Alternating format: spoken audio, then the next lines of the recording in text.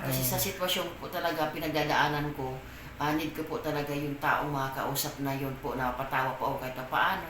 Malaking bagay po yung mga kalingap. Salamat po sa inyo. Yan. Masaya po kami ni Kalinga Pros. Mag-scouting nga kaming dalawa kahit ang layo ng aming nilakad. Busog. Busog.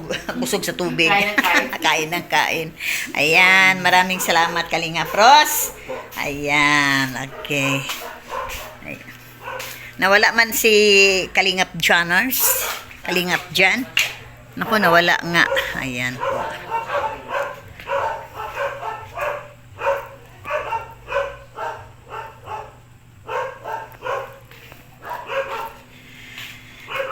Okay, ayan. Pwede naman kung sinong gustong kumanta, punta lang dito, no? Dahil kumpleto tayo dito. May available, no? Pwede naman libre lahat ang pagkanta.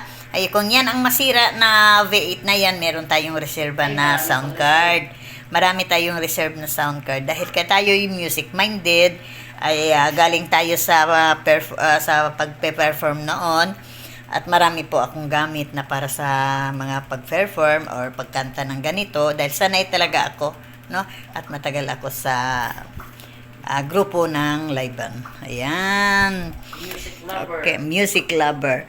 Okay, maraming salamat po kaya sa BFF ko na taga California na si Sis Haina Hamon. Maraming talagang salamat at BFF forever ko talaga si Sis Salima si Haina Hamon at ang aking kapatid na si Salima Panatik. Ayan, mega love shoutout sa inyo at kay Lalabs Jen Story Band, kay Langga, Ate Feliciang, ayan, sa aking mga palalabs, okay, sa Lalabs Lopez Ruda, ayan po, maraming salamat.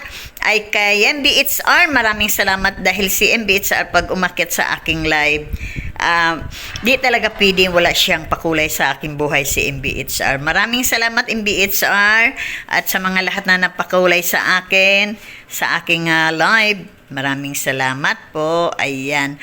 Okay, God bless po sa ating lahat.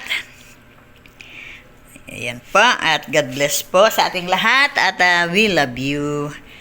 Yan, si Sayna Hamon. Bye-bye. Salima Panatik sister. Love you so much. Ayan, okay. Bye-bye. Babu.